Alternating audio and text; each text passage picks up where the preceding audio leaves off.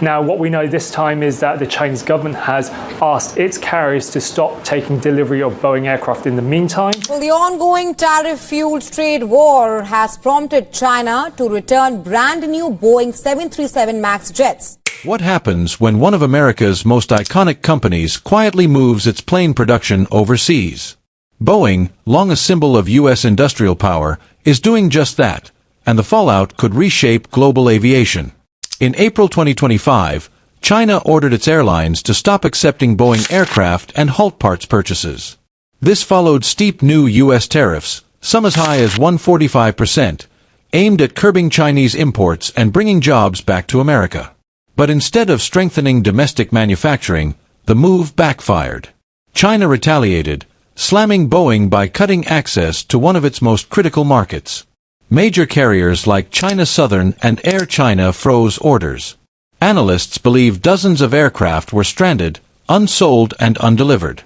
Boeing had counted on China to surpass the U.S. as its top customer by 2025, but the commercial relationship unraveled in weeks. The impact rippled beyond Boeing's bottom line. Tariffs raised material costs and disrupted supply chains, while industry groups warned of safety risks and higher prices for passengers.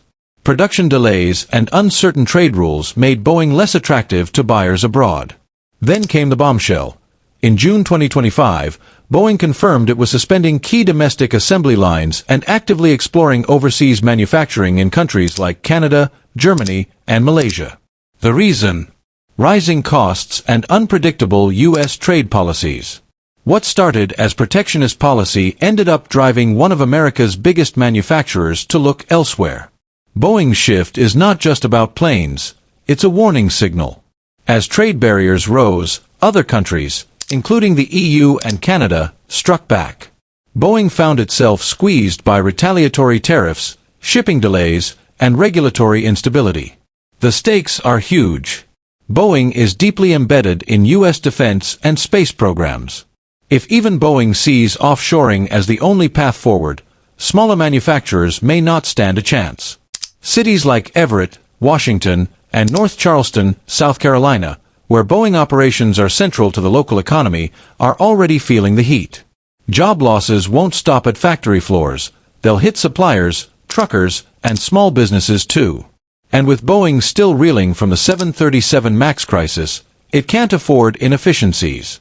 The company is shifting priorities fast, and America may be paying the price for pushing too hard, too fast. The aerospace industry depends heavily on global cooperation. Aircraft like the Boeing 787 aren't built in one place, they're assembled from parts made across continents. Components come from Italy, Japan, the US, and beyond. This complex supply chain has long kept costs down and production steady. But it also means that sudden policy changes can ripple across the entire system. By mid-2025, Boeing was under pressure. Shrinking margins, rising costs, and trade tensions were pushing customers away. Airbus, benefiting from more stable EU trade policies, gained ground by offering predictability Boeing struggled to match. This wasn't just about tariffs or factories. It reflected a deeper problem. What happens when governments try to reshape a global economy too quickly? Modern aircraft rely on thousands of parts sourced globally, from metals and avionics to landing gear and electronics. These aren't off-the-shelf items. They're specialized, certified components built through years of engineering partnerships. When tariffs disrupt that flow, the impact is immediate. One of the first shocks came from rising raw material prices. By early 2025, aluminum and titanium costs were up as much as 40% from 2021. Titanium, essential for lightweight designs, became a major bottleneck. Boeing had long depended on VSMPO Avisma, a Russian supplier. But that partnership collapsed after sanctions following Russia's invasion of Ukraine, cutting off a critical supply overnight. Titanium isn't easily replaced. Only a few global firms can produce it at the required standards. Alternatives were pricier, harder to source, or farther away, driving up lead times and costs. The same held true for avionics. Key systems, like flight controls and cockpit displays, are made by European firms. These aren't easily swapped with U.S. parts, Doing so could mean recertifying entire aircraft, a process that takes years. Structural parts posed similar problems.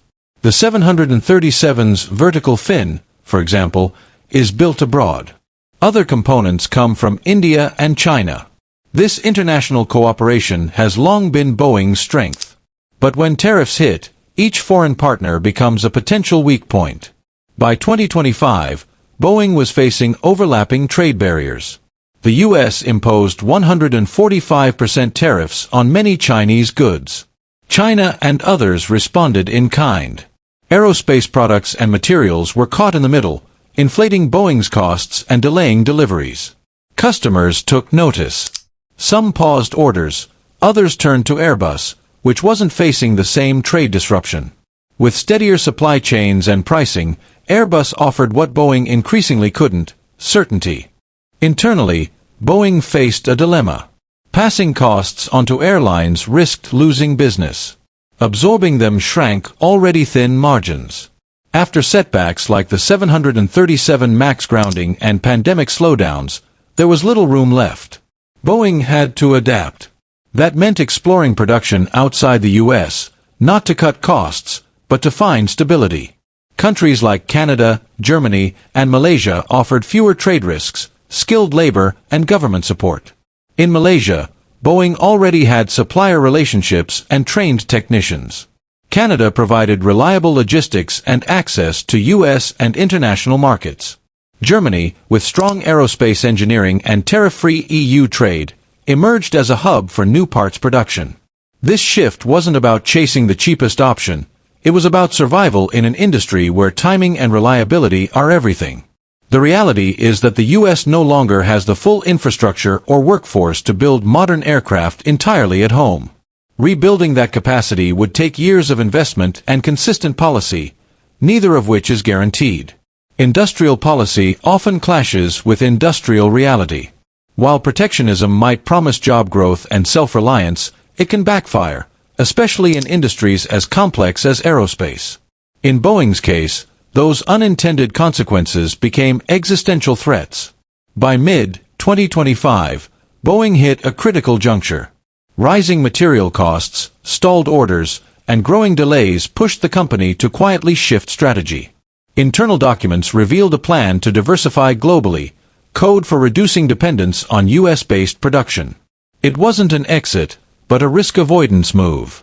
The goal: spread operations across multiple countries to avoid disruptions tied to any one region. While this might stabilize Boeing's future, it raises serious questions about the fate of American manufacturing. If the largest U.S. aerospace company can't keep production local, what chance do smaller firms have? Boeing now operates more like a global coordinator than a domestic manufacturer. Its jets are built through a complex web of international suppliers and engineers. That system only works if it runs smoothly, and lately, it hasn't. In January 2025, Boeing announced layoffs in key U.S. locations. Over 1,100 jobs in Everett, Washington, and 220 in North Charleston, South Carolina. But the deeper impact stretched beyond the company, affecting truckers, suppliers, janitors, caterers, and local businesses tied to Boeing's ecosystem.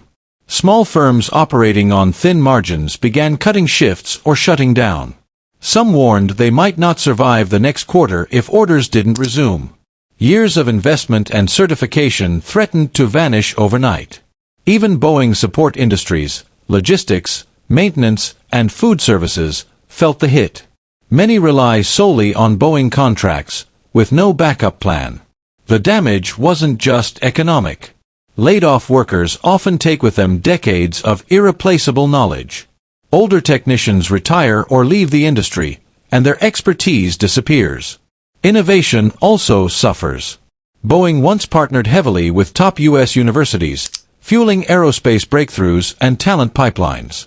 But in 2025, it shifted a major R&D partnership to Queen's University Belfast in Northern Ireland. This signals a deeper change. Future innovation may no longer center in the U.S. research, and its benefits are beginning to flow abroad. Why? Because the U.S. policy environment is increasingly unstable. Other countries offer steady support for aerospace. Europe, Canada, and parts of Asia provide funding, tax incentives, and clear regulations. In the U.S., companies face shifting trade rules, partisan gridlock, and unpredictable tariffs. Aerospace development isn't built on 4-year election cycles.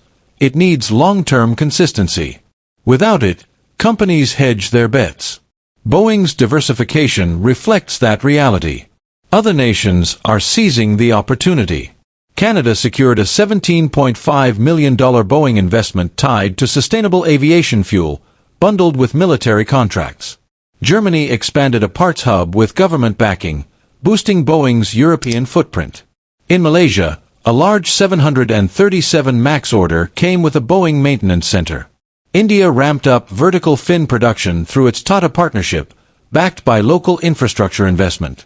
Critics say Boeing is turning its back on American workers. But from Boeing's perspective, it's about survival. Global stability often outweighs domestic loyalty. Some in Washington now call for a policy reset, rethinking tariffs, boosting workforce development, and stabilizing industrial strategy. Whether those changes come in time is unclear. For now, Boeing continues to expand globally. What began as a reaction to tariffs has become a transformation of how and where planes are built. The deeper question is no longer about protectionist policy, it's whether U.S. industry can endure the cost of protection. Boeing's evolution may be just the beginning.